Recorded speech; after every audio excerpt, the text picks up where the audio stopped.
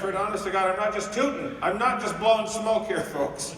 I love coming to Brantford. Of all the cities in Ontario, of all the cities in southern Ontario, of all the cities in southwestern Ontario, on the banks of the Grand River, the seat of Brant County, this is one of my favorites. It's got to be right up there. Easily one of my top 5 or 6, I think. No question.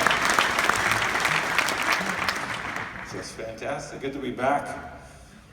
Still my favorite thing to do. Get out on the road, do stand-up, travel across this country, get out here. I've been doing stand-up a long time, too. I forget sometimes how long I've been at it. Like Elvira says, I've known 25 years. I'm like, holy hell, I'm only 28. No, hang on, wait. How old am I? Damn it, sneaks up on you. Been doing comedy for like 28 or 29 years or something. You know how long I've been doing comedy? I was looking through an old notebook at some of my old material. I have a joke about push-button phones. Good God! I was like, so anybody got one of these push-button phones that are all the rage? How about one of these internal combustion engines? Anybody come down here in their horseless carriage? Been doing it a while. I've been doing stand-up so long. I've performed stand-up wearing a knit tie. That's how long I've been at this game. But it's still my favorite thing to do. And as long as I've been doing comedy, I tell you, honest to God, it's never till I get out here under these spotlights that I can fully appreciate how filthy my glasses are. Holy God. Did I sneeze into a bucket of popcorn before I came here? I'm not a welder. How do my glasses get this filthy? Honest to God, I'm gonna have a screaming headache by the end of the show. Ah, well. Good to get back out. You forget how big Canada is till you decide to haul yourself across it, eh? Holy crow. It's a big chunk of dirt we got here. How did we end up with this much of the planet? We got the second biggest country in the world in exchange for some beaver hats, basically. How did we? Our ancestors were some savvy negotiators, man. They're like, oh God, they love a fuzzy hat back in Europe, eh? Holy God. I gave him a pair of mittens, he gave me Quebec. Shrewd trading going on back in the day. You ever try to explain to somebody from Europe how big Canada is? Because you can't. There's no way you can put it in terms they'll understand. I was talking to a guy from England, forget it. He could not wrap his little limey brain around how big Canada was. I tried to put it in terms he could understand. I said, you know, in Canada, you get on a plane on one coast, fly for 7 hours. In the other direction, you're still not at the far coast. He was like, well, how slow are your planes? Can't get it, you know, because in Europe, you get on a bicycle, you can see 9 countries in the afternoon. One, aloha, whatever the hell, not aloha, but whatever the hell, right? Everyone's got their own one, is my point. Pick a language, Europe. Come on. My wife and I went to Europe. We'd never been before. Neither of us had ever been, so we decided to haul ourselves over there. So we went to England first. That's a good, if you've never been, it's good to get over in a place where, dip your toes into England. They speak a lot of the same words that we do, right? We both have that older lady on our money, right? There's little you can start to adapt. I wanted to have an authentic British experience, so I said to my wife, I know it's not your dream, but I want to have our first dinner in England. I wanted to be in a British pub. I wanted to have a British pub experience. And oh my God, it could not have been more authentic. We go in, first of all, everything, doesn't matter what you order, you're getting sausage and peas are going to come on your plate. You can order a Pop-Tart, it's going to be on a lovely bed of mushy peas with a sausage on top of it. And then, to cap it all off, we're sitting there, how authentic, how British pub is this? We're having our peas and whatever the hell we're eating, some big sleeve of booze, and then we hear a couple guys are starting to get heated. An argument taking place. Sure enough, fist fight. Oh my God, it's like I staged this. This is like my dream come true. British pub fist fight. So they get up, and the one guy headbutts the other guy.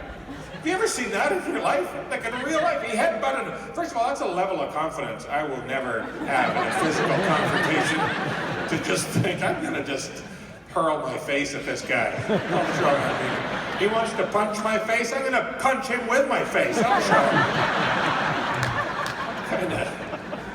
lunatic. Plus, I got a giant head. I don't think it's a good weapon. It's too wieldy. I can't. If I get it back, I don't know if I can even get it going forward again. I might go too far back. Just go right over. Gonk. Even if it does come at you, you can see that coming. You get easy to get the hell out of the way of this. It's like that boulder from Raiders of the Lost Ark tumbling at you. Except there's a pair of glasses on it. Too big, my head. My head is 27 inches around. That's too big, isn't it? For a human skull, 27? Is there an anthropologist here? Is there anybody from the college? What's the cutoff point for human? The hell am I, Gigantopithecus? 27. In fact, you know your head's too big if you ever felt the need to measure it. I think that's a sign you probably You're sitting around the house going, Jesus, I wonder what it weighs. Don't think I haven't tried weighing it either. I'll get right down on the bathroom floor with my head on the scale there. Just can't read the numbers, that's the only thing. Didn't think this through.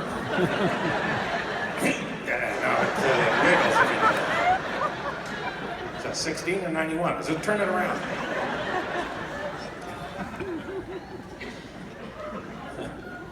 I used to talk a lot in my act about having a big head, and I stopped doing it because it's weird. Like, people will come up and challenge me. That's a weird thing to be proud of. People are proud of weird things. They'll come storming up to me after a show, pushing people out of the way. I gotta tell this guy something about a big head. You think you got a big head? Jesus, there's no prizes, buddy. I didn't say I had the biggest head in the world. Weird thing to be proud of. I don't know why I gotta talk to him. Thinks he's got a big head. Even on behalf of a buddy, I've had people come up to me on behalf of their buddy. You think you got a big head? I got a buddy in Medicine Hat, Alberta. His head would make yours look like a plum. Jesus, get him to a hospital or something. Hauling him around the country, entering him in pointless contests that don't exist.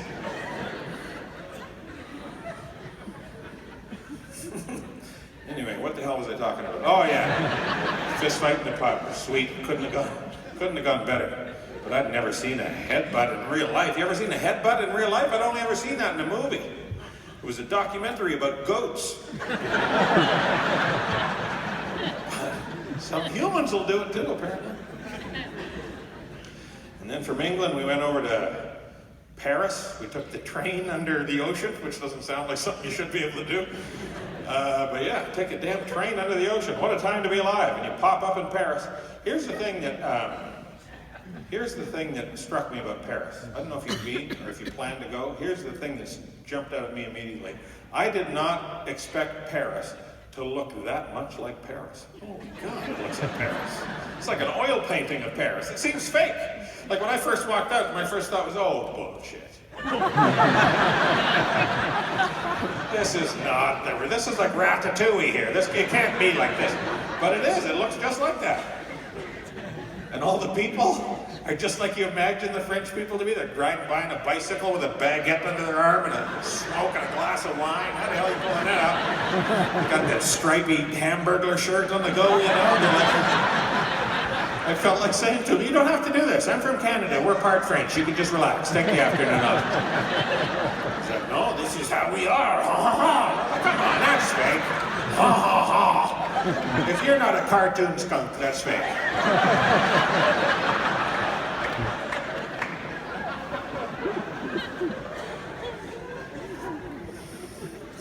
And then we went to Italy. We spent a bunch of time in Italy.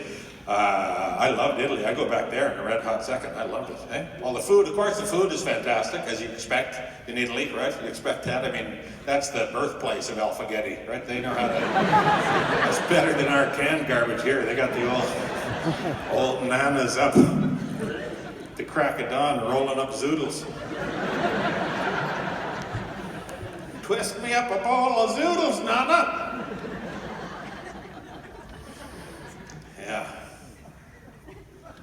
We were walking around in Italy. One of the things I like to do when I go somewhere new, a lot of people like avoid the touristy areas. I'm drawn like a goddamn magnet to the touristy areas. I love the touristy areas. First of all, I'm a tourist. I feel it makes sense for me to be there. Who the hell am I trying to fool? That I'm a local or something? What bullshit adventure am I trying to... I'm a tourist. I'm walking around the streets of Rome, rider's shirt, taking pictures.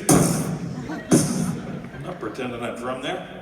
But the thing I love about when you go through the touristy area, you got all the shops, right, that sell their stuff to the tourists, and they give you the hard sell as you walk by. This guy gave me the best hard sell I ever heard in my life. He looked at us and he said, "Hey, come into my shop. I have everything you love." Are you kidding me? Everything I love is in that shop? Are you telling me if I went in there right now, there'd be playoff hockey and werewolf movies and my mom's potato salad would all be in that? Sweatpants and grain alcohol? Are you kidding me? Like, if I went in there? Show me to this madhouse of random inventory, my friend. Go in, it's just snow globes. What the hell did he? Lying. Or he thought everything I loved would be a snow globe. That's the vibe I give to people who don't know me. This looks like a dude who has one love, and it's snow globes.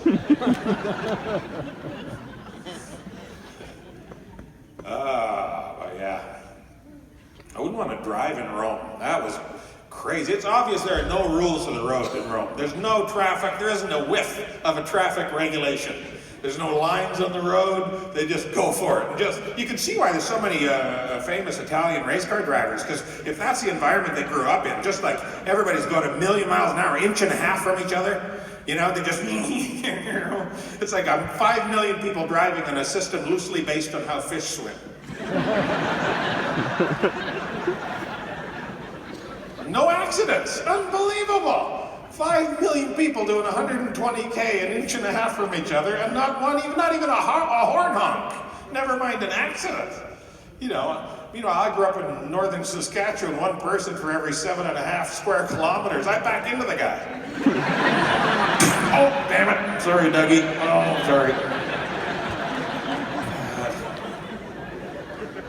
I don't think I'd last in Rome. How the hell driver training in Rome must just be, you want to drive? You want to learn how to drive? Okay, here's what you do, right? You get in the car, right? You got a skinny one on the right. Good, that goes to the floor, and then you give one of these. Move the car, right? You give those, you give one of those, right? You got it? Okay, here's the keys. Go nuts, have a good time. Pretty impressive.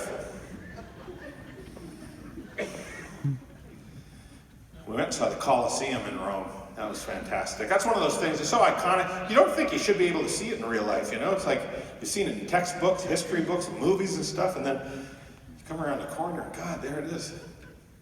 It's, it could use a lick of paint, I'm not going to lie to you. I don't know how old that thing is, but Jesus, you expect tourists to throw up some drywall or something, right? Come on.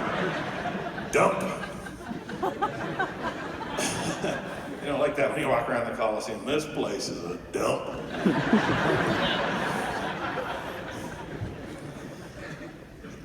No, but it was amazing to go there. Such a piece of history.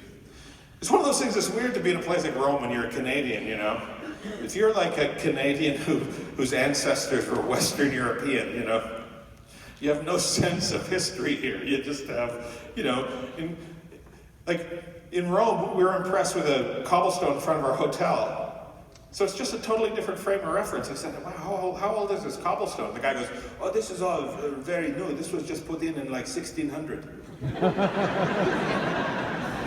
So fresca cobblestone. I see. Yeah, it's only a couple hundred years older than my nation. Sure, I got you.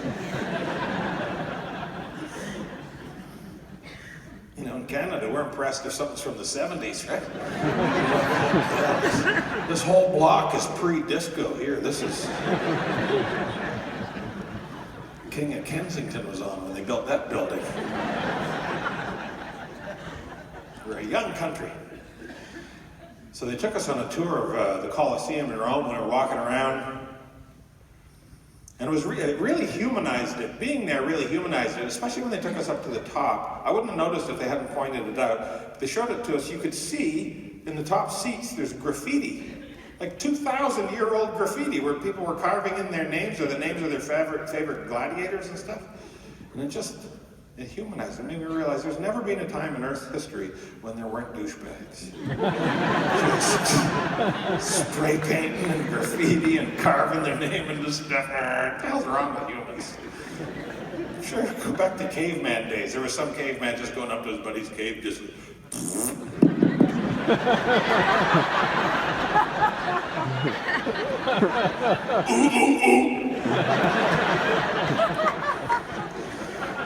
And he comes out, hey, what do you give?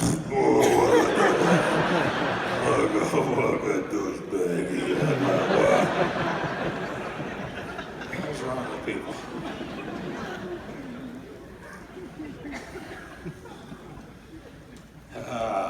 It's good to be back. Flying around Canada, you gotta, if you're gonna travel in Canada, you gotta fly, right? Because it's too huge. You really have two options. If you're flying in this country, you have your WestJet or your Air Canada, right? Those are your two options. WestJet or Air Canada. But don't you wish sometimes there's a third option somewhere in the middle in terms of customer service? Because those are the polar ends of the spectrum there when it comes to dealing with people, aren't they? Because WestJet, they're nuts. They're like birthday clowns. They're singing to you, knock jokes. They're like, it's like a kid's party. Hey, how are you? You can't even get a straight answer. You're like, yeah, do you know what gate we're leaving from? Got your nose. What are you doing? I just want to please you every second. I'm sitting there, the guy starts brushing my hair. I'm like, okay, let's just go. Meanwhile, over at Air Canada, they start saying no to you as you're walking up to the counter. No. I haven't even. No. Can I just ask my question? No. Why won't you let me? It's for your own safety. What are you talking about? Help a guy out.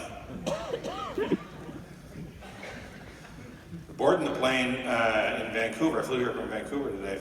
Boarding the plane. Got a glimpse of the pilot as I was getting on. Got a peek at the captain. It's not always a good thing, is it? Because if you don't lay eyes on the captain, you can kind of imagine just a pillar of competence, right? Sometimes you get to look at the guy and you're like, oh, God, really? No way.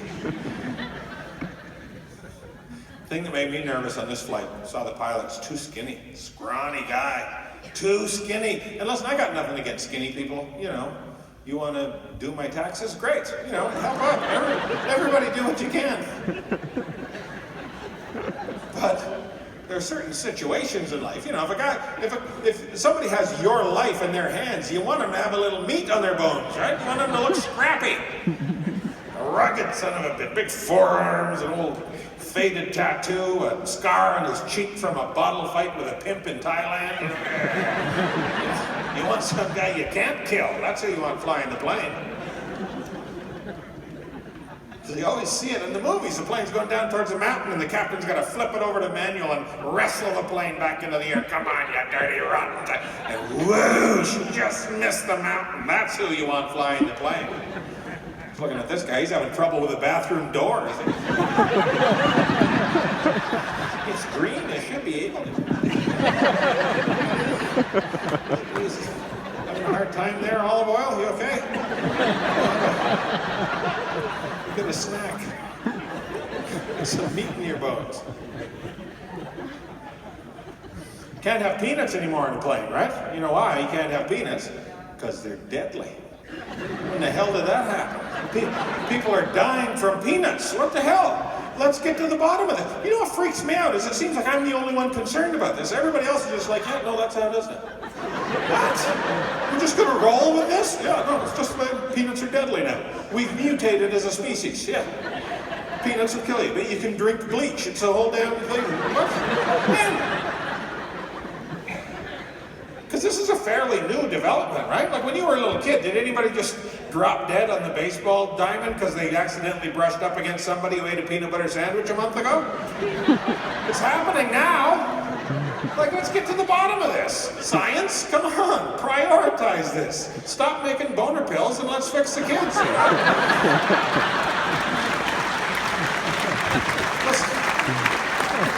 Stop making kids until we can fix the ones we got. They're dying from peanuts. That's not supposed to happen. So I can't get a straight answer from anybody.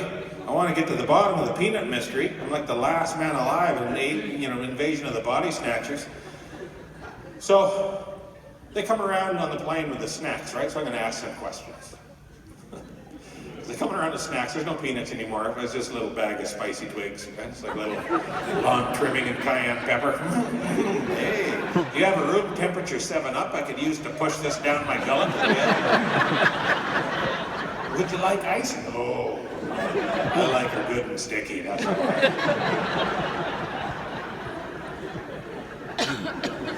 So they're coming around to the snacks. Peanuts aren't even an option. That's how deadly they are. Not even an option. They used to be an option. They never forced you into having peanuts.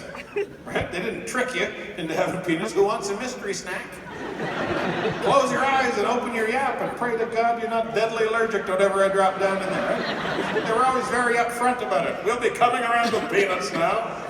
Ooh, I'd like some peanuts. Big yellow letters on the back. It's peanuts. It's like big letters. You could look inside a cellophane window. Nothing but peanuts in there. A little cartoon drawing of an elephant having a snack. Well, what's that going to be? Pumpkin pie? No. Peanuts. That's what they eat in the wild. Bushels and bushels of salted peanuts in the plains of Africa. I assume. That's all I know about the elephant. I didn't bone up before the show. They love peanuts. And some of them like to roller skate. I've seen.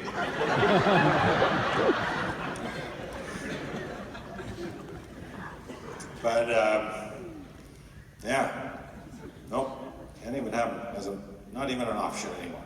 So I say to the guy, hey, Kyle, the flight attendant, Kyle. I remember his name was Kyle because he said it 13 times before he left the ground. I say, hey, Kyle. Well, Kyle wants to please me. Kyle come whipping over to me. Kyle actually did something to me I'd never had done to me as an adult before. He came over and he did this.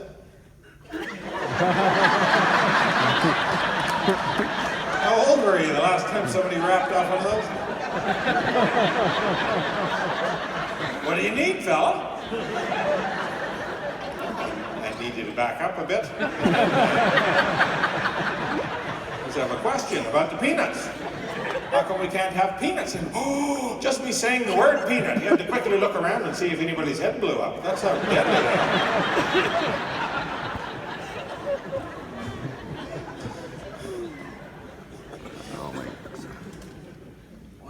To the dear sweet peanut.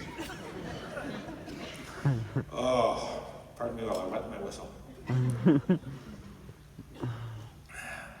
It's a good slogan there. Learn from the experts. That's a good rule of thumb.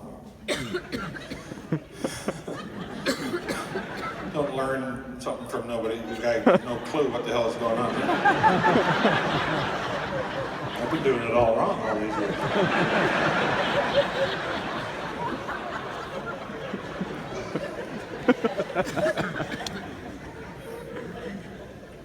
Just stop the guy on the riding mower at the park. Hey!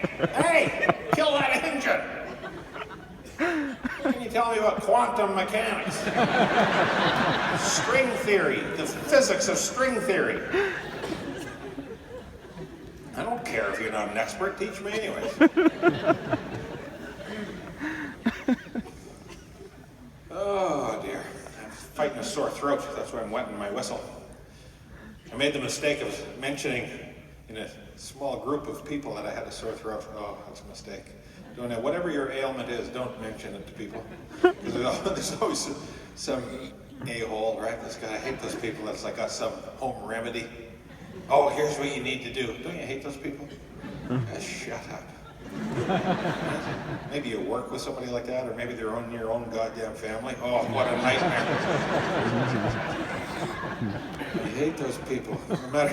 No matter what your ailment, they got their cure. You're like, geez, my elbow's kind of stiff. Well, push an onion up your bum. No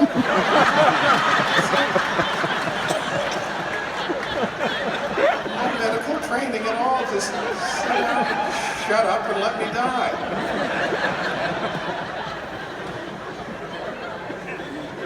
Doesn't even work half the time, right? Is it a particular onion, or what the hell kind of... My fourth trip to the grocery store today, I'm getting a little embarrassed.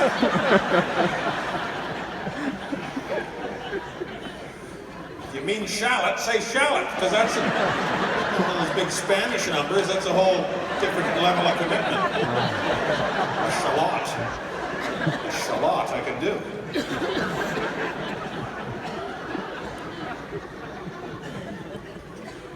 Yeah, I hate those people.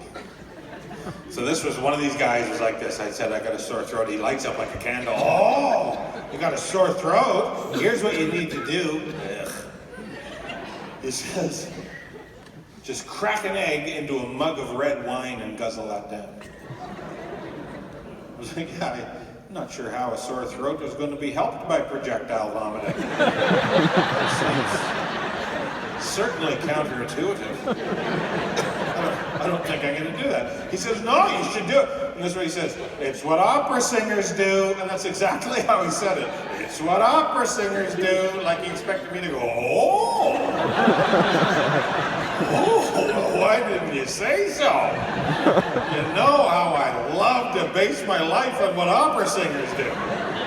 That's why you always see me downtown strolling around in my swan costume. Love the opera. Who wants to put on a bra made out of sheet metal and scream at strangers in Italian? Who's with me? Grab that sack of wigs. That's not to say I don't think that there's any validity to like homeopathic remedies. I think there's naturopathy. I think there's probably a lot to it. Nature provides, right? But it's a balance. You can't just have one or the other. I'm sure it's got to be a mix. God damn, that felt good. I don't think I've ever done that before in my life. That felt terrific. I'll be doing that again. It's a blend, right? You can't totally disregard one or the other. I've been living on the West Coast now for a long time. I've been living in Vancouver. Oh my God, there's some people out there that are so into the homeopathic remedies. I actually heard one guy say, I wish we could roll the clock back to a time before science ruined medicine. That's a hell of a statement. Before science ruined medicine. When was that again? When were the good old days of medicine? Because I got to tell you, I watch a lot of the History Channel. And it seems like a very popular activity back in the day was dropping dead for no reason. Very, very popular. Let's have a quick game of Guess the Rash and see who doesn't make it to breakfast. Like, how far do you want to roll the clock back, you idiot? You want to go like the 1300 or 1400 when the average life expectancy was like 38? You know, if you live to be 45, you get an audience with the king. He's 45 years old, Your Highness. Oh, king is 12. He just took over from his dad, who died at 19 from a paper cut. Anything can kill you in those days. People like, oh, how did your husband die? Oh, it was brutal. He got the toothache. Yeah. What a way to go.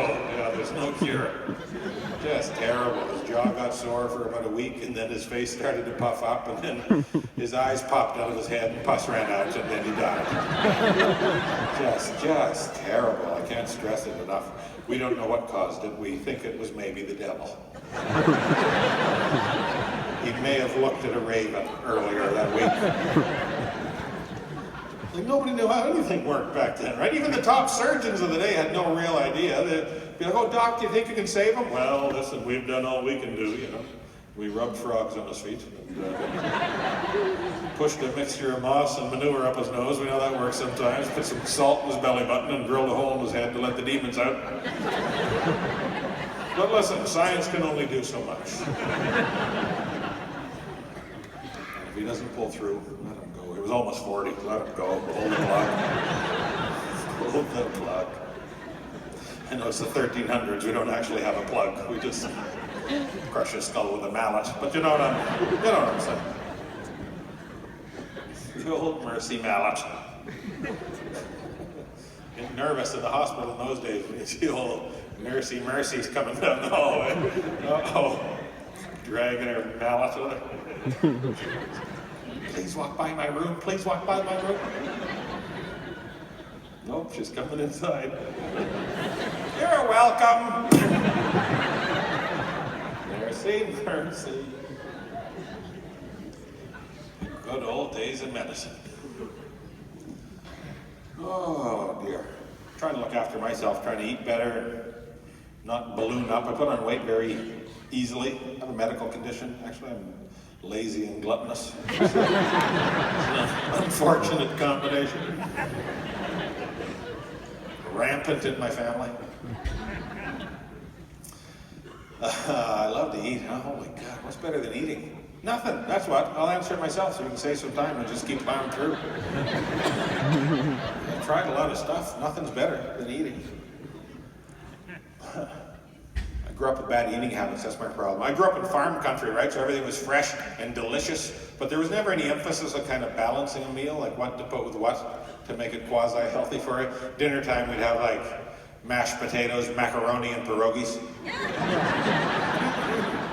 Could you deep fry some white bread for me too, Mom?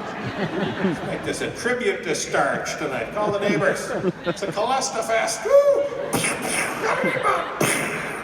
Big gravy-filled pinata over the table. We were a big breakfast family. Of course, that was the big meal of the day, right? Mother felt it was important. We should all start our day with a generous plate load of animal fat, right? Best way to send you off. You come downstairs, it would all be ready too. There'd be bacon and ham and sausages and fried potatoes, loaf of toast, whole turkey, each. Unbelievable. She must have got up at midnight, started roasting turkeys for everybody. Personal pan turkey. Eat what you can, take the rest to school on a string around your neck. Tied you over till recess to get that jerky in the backpack. But yeah. And eggs, right? You gotta have eggs. Everybody would have 2 eggs every morning, except my one brother. He was mildly allergic to the egg yolk. So I got assigned the task, which I loved, by the way, of eating his egg yolks as well as my own. Is that good for a kid? I'm eating 4 egg yolks every day of my life. 7 days a week. I'm eating 28 egg yolks a week from the time I'm 5. Jesus. Like, at what point does child welfare step in and go, okay, enough now. Seriously. Give the kid a carrot or something. This is ridiculous. 28 egg yolks a week. Plus the odd egg salad sandwich. I couldn't even tell you, honestly, how many. I was the only kid in 3rd grade getting chest pains on the soccer field. Oh, dear. Oh, oof. Oh, no, you guys go ahead. I can't focus my right eye.